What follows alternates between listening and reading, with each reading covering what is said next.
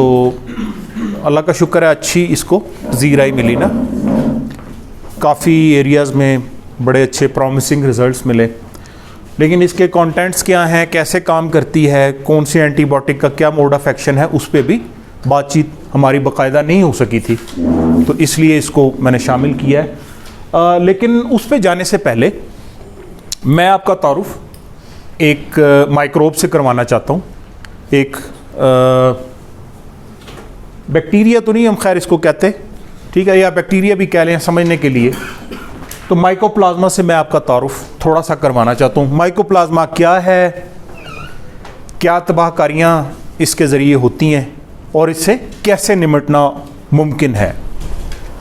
Mycoplasma जो है ना जी, जैसे मैं सुबह कह रहा था, मैं साल्मोनेला को एक वर्सटाइल, अच्छा ये जो लफ्ज़ है ना जी हमजा, ये मैंने नहीं लिखा, यानी ये मेरी क्रिएशन नहीं है, ये एक साइंटिफिक जर्नल में ये पब्लिश हुआ कि ये बड़ा वर्सटाइल और सक्सेसफुल पैथोजन है। वर्सटाइल किसे कहते हैं जी? यानी ज़रा चुलबुला हो, छैल छबीला हो, हैं, ठीक है, जो ज़रा हमारे इधर कौन ऐसा बंदा है जो बड़े आजकल माशाल्लाह वर्सटाइल, हाशिम साहब बने हुए हैं, ठीक है, शादी हुई है नई नई, ठीक है, तो हाँ अब्दुल्ला साहब है, वर्सटाइल है, ठीक है, yes he is a young man. Zaheer साहब माशाल्लाह, बख्तियार भाई हैं, ठीक है, तो ये बड़ा सक्सेसफुल है, कामयाब तरीन जरासीमों में इसका शुमार होता है, वर्सटाइल और कामयाब तरीन जरासीमों में इसका शुमार होता है। और इससे चिकन के अंदर जो प्रॉब्लम आता है उसको हम क्रॉनिक रेस्पिरेटरी डिजीज़ कहते हैं, यानी CRD, ठीक है। अब्दुल्ला तवज्जो बड़ी चाहिए तेरी यार, मोबाइल को उलट के रख दे। हाँ, माइकोप्लाज्मा बैक्टीरिया का नाम है, माइक्रोब का नाम है, उससे जो बीमारी होती है उसको माइकोप्लाज्मोसिस कहा जाता है, लेकिन ये नाम भी इसको दिया जाता है क्रॉनिक रेस्पिरेटरी डिजीज, CRD, ठीक है जी। और once infected remains for ever, अगर इसने एक दफ़ा फ्लॉक को इन्फेक्ट कर दिया तो ये वहीं पर रहेगा, ये ख़त्म नहीं होगा, ख़त्म नहीं होता। अगर एक फ्लॉक में ये आ गया है तो ये जाएगा नहीं, ये हमेशा के लिए रहने के लिए आता है, ठीक है। Once infected remains for ever, yes, उस पर आगे बात आती है। ये वर्टिकली भी ट्रांसमिट होता है और हॉरिजॉन्टली भी। वर्टिकली माँ बाप से, ठीक है, चिक्स के अंदर आता है, हॉरिजॉन्टली एक परिंदे से दूसरे परिंदे को, ठीक है। तो और कौन सा बैक्टीरिया ज़हीर साहब जो वर्टिकली ट्रांसमिट होता है, जो ब्रीडर से चूजे में आता है? साल्मोनेला। साल्मोनेला भी वर्टिकली ट्रांसमिटेड है। तो माइकोप्लाज्मा अगर ब्रीडर फ्लॉक में है तो आगे चिक्स के अंदर ये लाजमी आएगा, ठीक है। नहीं, इकोली इससे वर्टिकली ट्रांसमिट नहीं होता, वो हैचरी से आ जाए तो अलहदा बात है, लेकिन पेरेंट्स से नहीं आता वो। इसकी और जो सबसे वर्सटैलिटी है वो ये है कि इसके अंदर सेल वॉल नहीं होती, इसके अंदर सेल वॉल नहीं है, ठीक है। हम इसका स्ट्रक्चर भी देखेंगे कि क्या है ना। और हाँ, ये बड़ी इंपॉर्टेंट बात है, ये रेजिस्टेंस है सेल वॉल इनहिबिटर्स एंटीबायोटिक्स। अच्छा, एंटीबायोटिक्स को जब हम तकसीम करते हैं ना मुख्तलिफ उसमें तबकात में, एक उसमें आती है सेल वॉल इनहिबिटर्स, ठीक है, जो सेल वॉल को तोड़ते हैं। ऐसे एंटीबायोटिक्स जो सेल वॉल को तोड़ते हैं उनको कहा जाता है सेल वॉल इनहिबिटर्स, ठीक है, ख़ास तौर पर पेनिसिलिन्स। तो अब हमारे यहाँ बहुत सारे दोस्त जो हैं वो इस प्रॉब्लम के लिए एमॉक्सिसिलिन का इस्तेमाल करते हैं, ठीक है। तो एमॉक्सिसिलिन इस माइक्रोब के अगेंस्ट कारगर नहीं है। अगर आपसे फार्मर पूछता है कि जनाब माइकोप्लाज्मा है और मैंने एमॉक्सी डालनी है, तो वो कारगर नहीं होगी। यस सर, एमॉक्सी के अलावा कोई भी पेनिसिलिन, एमॉक्सी के अलावा भी कोई पेनिसिलिन, सेल वॉल इनहिबिटर्स में और भी आती हैं चीज़ें, ठीक है। सिफेलोस्पोरिन्स हैं, ठीक है, वो भी सेल वॉल इनहिबिटर्स में आती हैं, ठीक है। फिर इसके अलावा इसमें कार्बापिनम्स हैं, वो भी सेल वॉल इनहिबिटर्स में आती हैं, ठीक है। हर वो एंटीबायोटिक जो सेल वॉल के ऊपर काम करती है वो माइकोप्लाज्मा का इलाज नहीं कर सकती। इसलिए डॉक्टर जो है वो जब प्रिस्क्रिप्शन लिखता है, ये बड़ी इंपॉर्टेंट बात है, मतलब उसकी प्रिस्क्रिप्शन ऐसे नहीं होती कि भाई एक जनाब मैं वैसे ही लिख दूँ ना जी, मॉक्सी भी लिख दूँ, कोलेस्टीन भी लिख, वो सोच समझ के लिखता है कि क्या माइक्रोब है और उसके अगेंस्ट मुझे क्या करना है, ठीक है। लेकिन अगर ये होस्ट के बाहर हो यानी शेड के अंदर हो तो इसको डिसइंफेक्शन से किल किया जा सकता है। अच्छे डिसइंफेक्टेंट इस्तेमाल करके तो इसकी किलिंग की जा सकती है, ठीक है। अच्छे डिसइंफेक्शन करके इसको मारा जा सकता है, ठीक है। ये इसका स्ट्रक्चर है।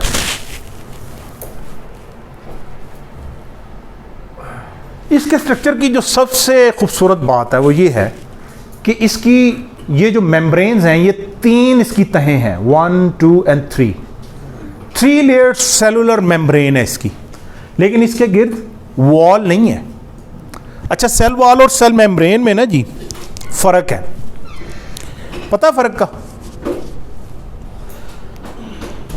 यार मैंने कितनी दफा समझाया वैसे।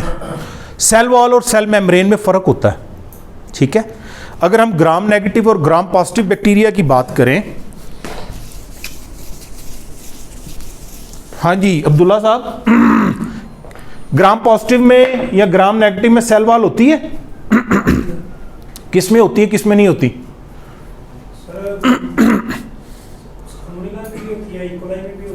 अच्छा, और ग्राम पॉजिटिव में?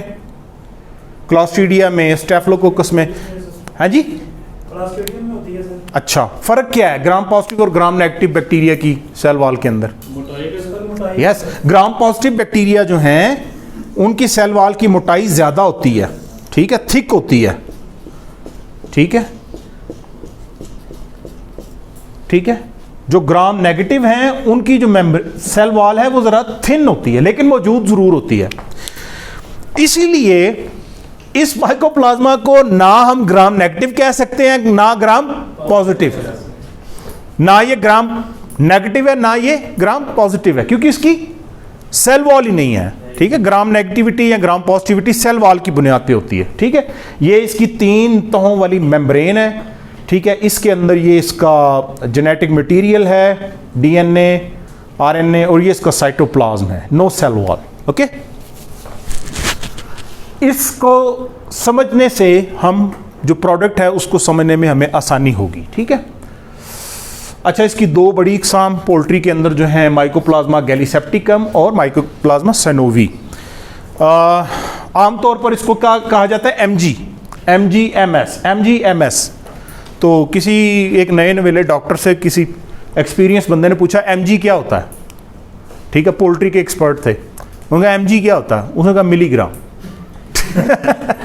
तो जब कोई टेक्निकल बंदा आपसे MG पूछेगा तो उसका मतलब माइकोप्लाज्मा गैलीसेप्टिकम है, और MS माइकोप्लाज्मा साइनोवी है, ठीक है। 2 इसकी बड़ी इकसाम है। और ये किन किन ऑर्गन्स के ऊपर हमलावर होता है? उसमें सांस का निज़ाम है, रेस्पिरेटरी सिस्टम, शेख साहब, रेस्पिरेटरी सिस्टम को इफेक्ट करेगा, ठीक है। साइनोवियल मेम्ब्रेन्स, जोड़ों के दरमियान की जो जगह है, ठीक है, ये उस पर हमलावर होगा, ठीक है। माइकोप्लाज्मा साइनोवी जो है वो लंगड़ेपन का बायस भी बनता है। बाज़ का लंगड़ापन है लेकिन वो विटामिन डी की कमी नहीं है, वो माइकोप्लाज्मा की वजह से है, MS की वजह से। और सबसे इंपॉर्टेंट बात, ये रिप्रोडक्टिव ऑर्गन्स पे हमलावर होता है, ओवरीज पर। रिप्रोडक्टिव ऑर्गन्स में ये ओवरीज पर हमलावर होता है और वहीं से अंडे के साथ जो है ना जी ये आगे मुंतकिल हो जाता है, ठीक है। अंडा रिप्रोडक्टिव सिस्टम में बनता है ना, तो रिप्रोडक्टिव ऑर्गन जो है इसका टारगेट है ब्रीडर के अंदर, हजूर, ठीक है। तो ये इसके टारगेट ऑर्गन्स हैं जहां जहां पर इसने हमला करना है, ठीक है। इसीलिए कहते हैं कि ये ब्रीडर से माइकोप्लाज्मा लेकर, यस, उसकी वजह यह है कि ये रिप्रोडक्टिव ऑर्गन को हिट करती है ना। साइन सिम्टम्स देख लेते हैं जरा क्विकली। ऐसे जो है वो सर और आंखें सूजी हुई नजर आती हैं हमें इस तरीके से, ये मुख्तलिफ पिक्चर्स हैं इसकी। फिर ये अगर आप देख सकें तो ये फोमी एयर सैकोलाइटिस है जी, फोमी एयर सैकोलाइटिस है, यानी जो एयर सैक्स हैं, जो फेफड़े हैं, वहाँ पर ये फोम झाग की शक्ल बनी हुई है, ठीक है। इस तरीके से ये एक चीजियस मटेरियल भी इकट्ठा हो जाता है, ठीक है। ये पोस्टमार्टम लीजन्स हैं, ठीक है, ये पोस्टमार्टम लीजन्स हैं, शायद आपने देखे हों, ठीक है। अच्छा, इसके हल के लिए, और ये मैं बताऊंगा कि लिंका स्प्राइड को हमें माइकोप्लाज्मा को ट्रीट करने के लिए क्यों इस्तेमाल करना चाहिए, ठीक है। लेकिन सबसे इंपॉर्टेंट जो चीज़ है ना जी, मुझे वो बतानी है आपके कि लिंकोमाइसिन जो है ना, इसका ताल्लुक एंटीबायोटिक्स के जिस ग्रुप से है उसका नाम है lincosamides. Lincomycin belongs to a group of antibiotics called lincosamide. आपको जरूरत नहीं, कल कलाउन में लिंकोमाइसिन 40% लाया ना, तो फिर तुसी पढ़ी हुई तो तुम्हें समझ आ जाएगी। हो सकता है ना लिंकोमाइसिन और स्पायरामाइसिन की और भी प्रोडक्ट्स आ सकती हैं यार, जिनकी नहीं भी है वो समझे। देखिए कोई भी चीज़ है ना, उसका पहला फायदा नुकसान आपको खुद पाई। पढ़ेंगे, याद करेंगे, समझेंगे तो पहला फायदा आपको, मुझे कोई नहीं है, मैंने पढ़ ली हुई हैं चीज़ें, मुझे कोई वो नहीं है। नहीं पढ़ेंगे तो पहला नुकसान भी आपको ही है, ठीक है, मुझे कोई नुकसान नहीं उसका। लिंकोजामाइड और स्पायरामाइसिन जो है ये एक मैक्रोलाइड है, ठीक है। Both are protein inhibitors. अच्छा, यहां पे पहले बात हुई सेल वॉल इनहिबिटर्स की, और अब बात हो रही है प्रोटीन इनहिबिटर्स की। कुछ एंटीबायोटिक्स ऐसी हैं जो प्रोटीन साजी का अमल रोकती हैं, उनको कहा जाता है प्रोटीन इनहिबिटर्स, ठीक है जी। कुछ एंटीबायोटिक्स प्रोटीन बनने के अमल को रोकती हैं, उनको क्या कहा जाता है जी, प्रोटीन इनहिबिटर्स। और सेल वॉल इनहिबिटर्स को नहीं बनने देते। तो प्रोटीन इनहिबिटर्स में कौन सी चीजें आती हैं जी, ये हमारी दोनों प्रोडक्ट्स जो हैं ये क्या हैं, ये प्रोटीन साजी का अमल रोकेंगी। अच्छा, बैक्टीरिया जो है, अच्छा चूंकि ये प्रोटीन इनहिबिटर्स हैं इसलिए ये बैक्टीरियोस्टैटिक है। क्या है जी, ये बैक्टीरियोस्टैटिक है। बैक्टीरियोस्टैटिक का क्या मतलब होता है जी नजम साहब, बैक्टीरियोस्टैटिक का क्या मतलब है, ठहरे अरसलान साहब, बैक्टीरियोस्टैटिक का क्या मतलब होगा, अब्दुल्ला जायद साहब। अच्छा जी, चलें जी आप बताएं। इसमें बैक्टीरिया की जो है ना ग्रोथ रुक जाए, वो किल ना हो, जो बैक्टीरिया सीडल होगा वो। बैक्टीरियोस्टैटिक ऐसी एंटीबायोटिक होती है जो बैक्टीरिया को स्टैटिक कर देती है, उसकी ग्रोथ को रोक देती है, उसको क्या कहा जाता है, बैक्टीरियोस्टैटिक। और जो बैक्टीरिया को मार देती है उसको क्या कहा जाता है, बैक्टीरियोसिडल, ठीक है, बैक्टीरियोसिडल कहा जाता है उसको।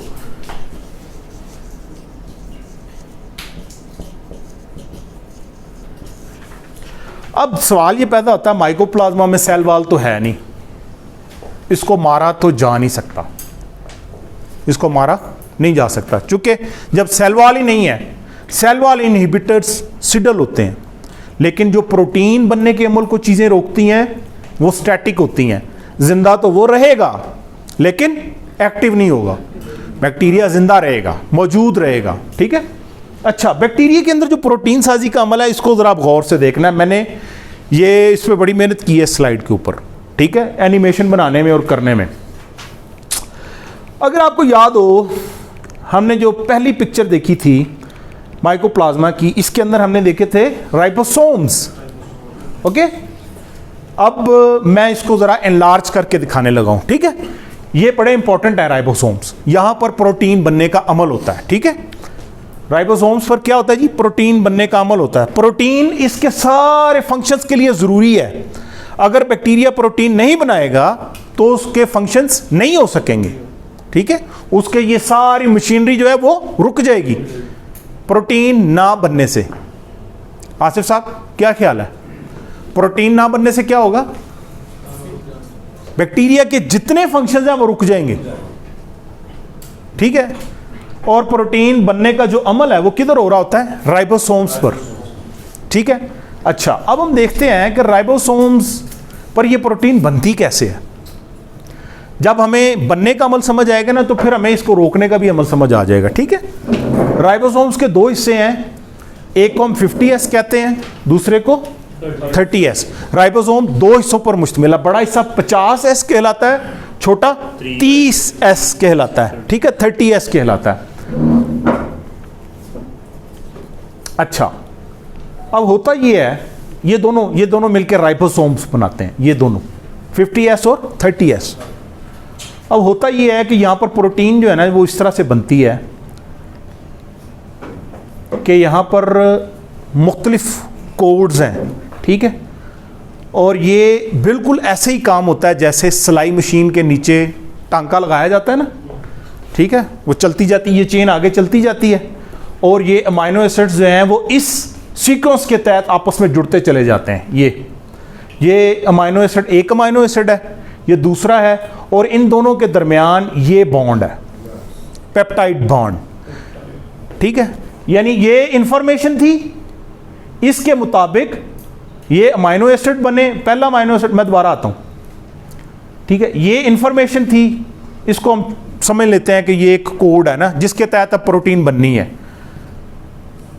इसने दो अमाइनो एसिड्स इकट्ठे किए और इनके दरमियान एक चेन बन गई, बॉन्ड बन गया। इसी तरह आगे आगे आगे चलता जाएगा ये। तो प्रोटीन बनने के लिए इस बॉन्ड की अहमियत बहुत ज्यादा है, अदरवाइज तो वो सिंपल अमाइनो एसिड ही है ना। प्रोटीन किससे मिलकर बनती है? अमाइनो एसिड से। प्रोटीन बनाने के जो बुनियादी यूनिट्स हैं उनको क्या कहा जाता है? Amino acids. ठीक है, और अमाइनो एसिड्स जो हैं वो आपस में जिस बॉन्ड से जुड़े हुए हैं उसे पेप्टाइड बॉन्ड कहते हैं। क्या कहते हैं? पेप्टाइड। ये जो ब्लैक कलर का आपको नजर आ रहा है, ये क्या है? Peptide bond.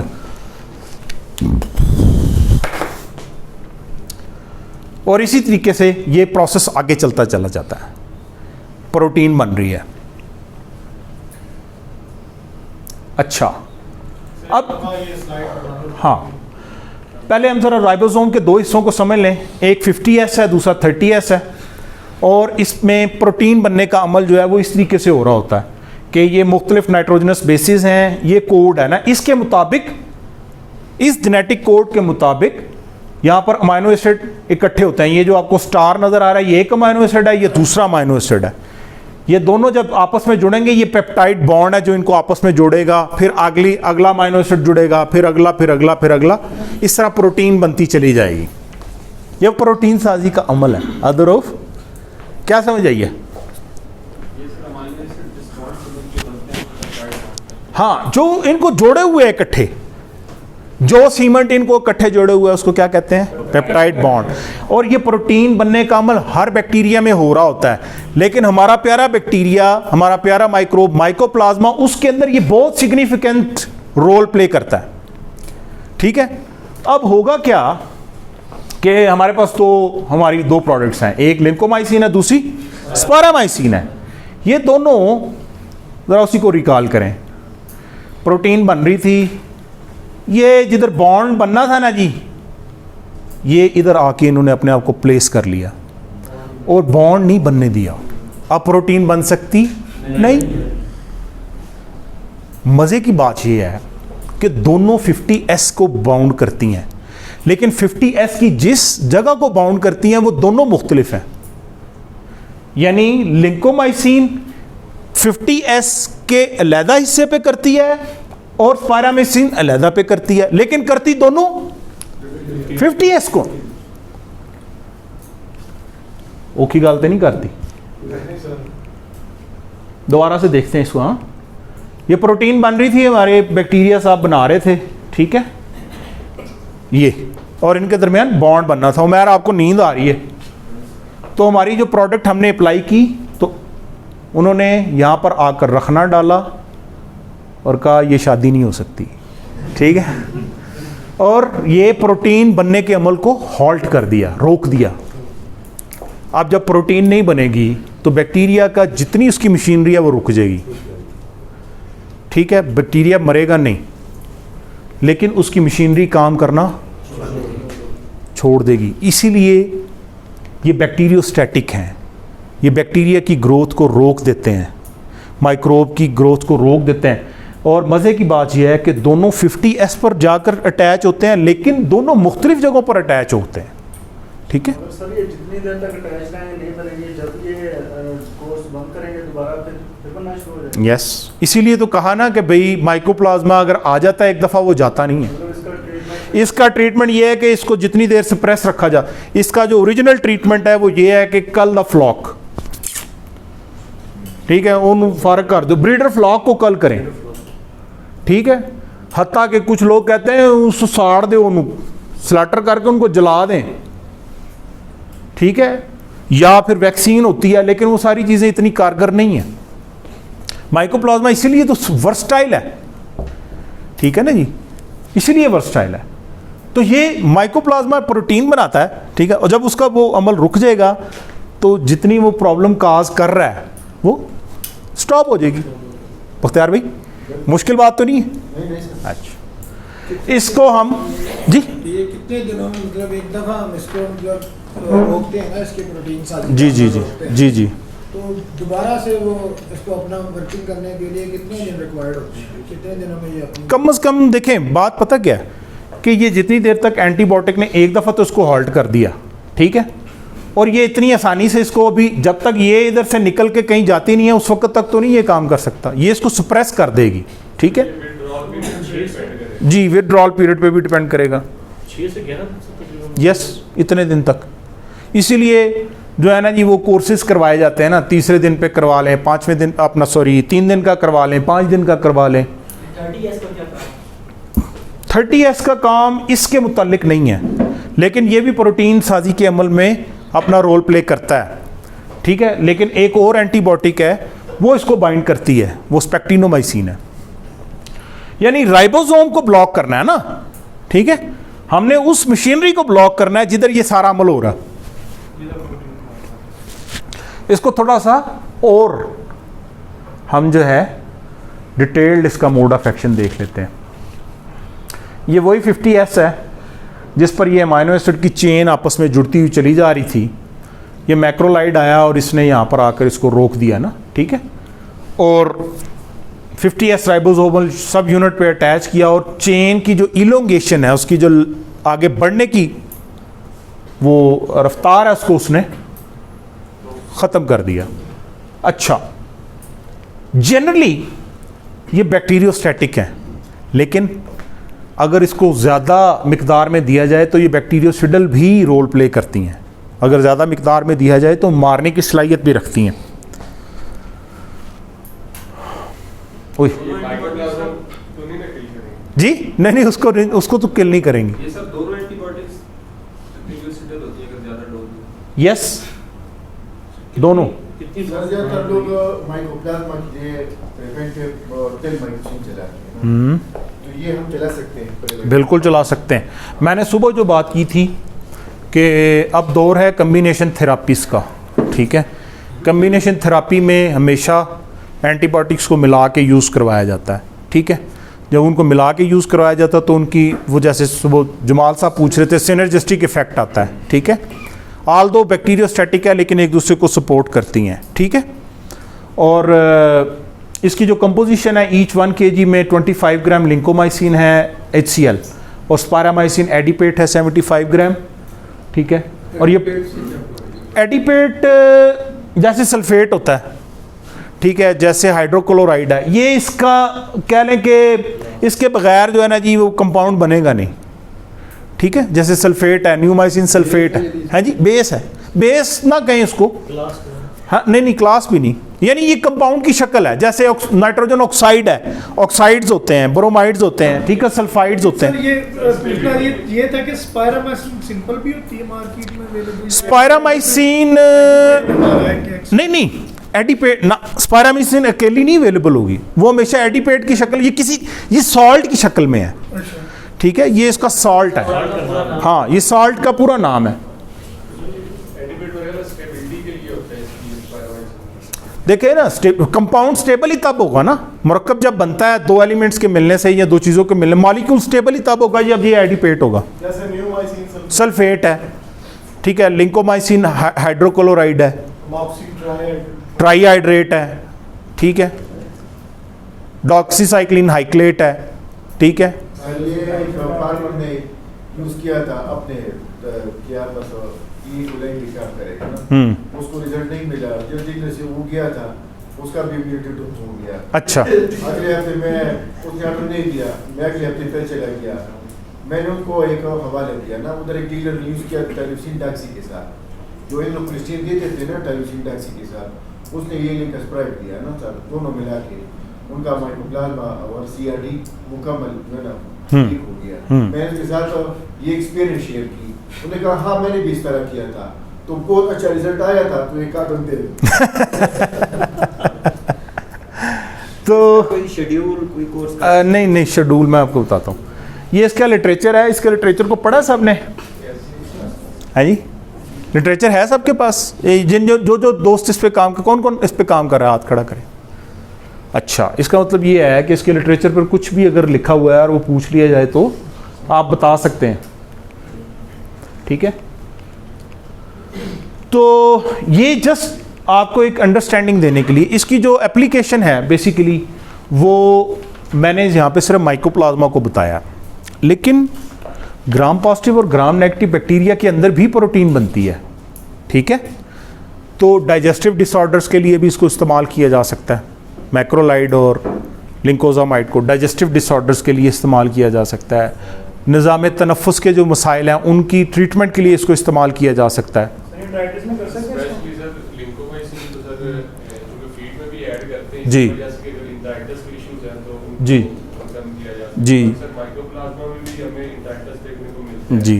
मतलब उसका कॉजेटिव एजेंट तो क्लोस्ट्रीडिया नहीं होता, जी। लेकिन माइकोप्लाज्मा की वजह से जो लेयर बन रही होती है तो इंटेस्टाइन्स की जो वर्किंग है वो डिस्टर्ब होती है। जी, ऐसी है।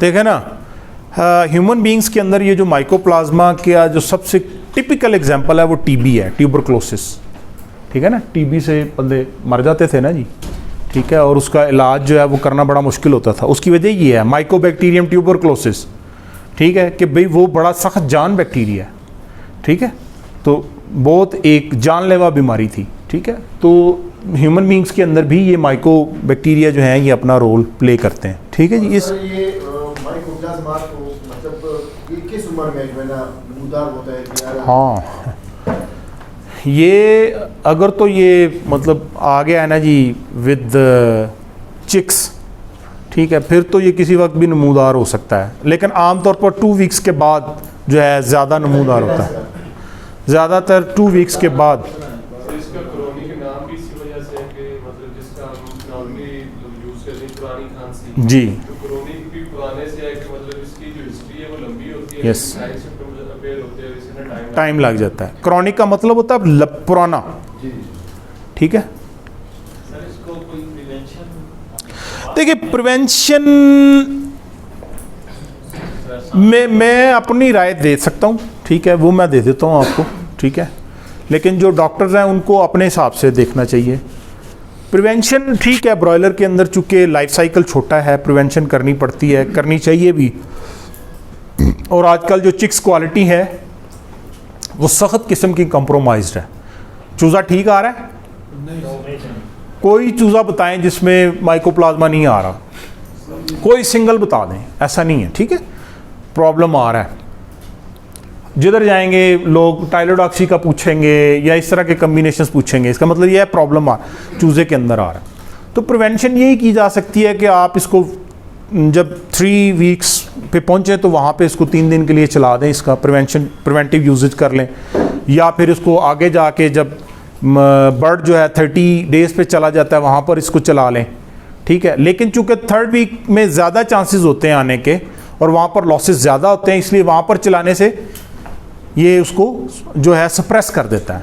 सर एक फार्मर उन्होंने चलाया तकरीबन 18-20 दिन का था, वो सांस का भी हल्का मसला था और चलाया 3 इसको तो कैसा दोनों कवर हो गए, ठीक है। ये 18वें दिन पे? तकरीबन। अच्छा जी सर जी। आजकल मतलब लोग ये प्रैक्टिस कर रहे हैं कि 2 दफ़ा माइकोप्लाज्मा का कोर्स करें। जी 2 दफ़ा कर रहे हैं, एक 14वें दिन से और दूसरा 28वें दिन। जी ऐसे ही है। सर उसमें ये है कि अगर वर्टिकली ट्रांसमिटेड है तो क्योंकि उसमें 15 दिन के बाद एक्टिव होना होता है, तो वहाँ पे मतलब उसे कवर कर लेगा। उसके बाद अगर आफ्टर 4 वीक्स अगर एक्टिव होता है तो वहाँ पे मतलब एक कोर्स वापस तो 2 इसके प्रिवेंटिव टाइम हैं, ठीक है, एक 14वें दिन के बाद और दूसरा 28वें दिन पे, ठीक है। प्रिवेंशन में अगर आप इस्तेमाल करना चाहें 14वें दिन पे और 28वें दिन पे इसको आप इस्तेमाल करवा सकते हैं पानी के अंदर, ठीक है। अच्छा सर, एक वही सवाल दोबारा मैं दूसरे यहाँ से भी भाई पूछा था कि 30S राइबोसोमल जो है वो भी तो प्रोटीन बना रहा है, तो वो वाले प्रोटीन। हाँ देखिए, पता क्या बात है, 30S जो है, जो मेजर प्रोटीन बनने का अमल है ना, वो 50S पे होता है।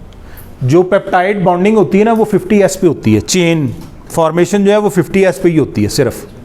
ये जो है, ये कुछ हद तक जो है ये अमाइनो एसिड्स को प्रोवाइड करने में तो रोल प्ले करता है, लेकिन पेप्टाइड बॉन्डिंग इधर नहीं होती,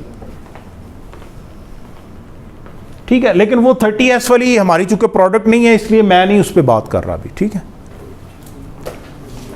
इस हवाले से कोई क्वेश्चन है तो यू कैन आस्क। अब फिर मेरी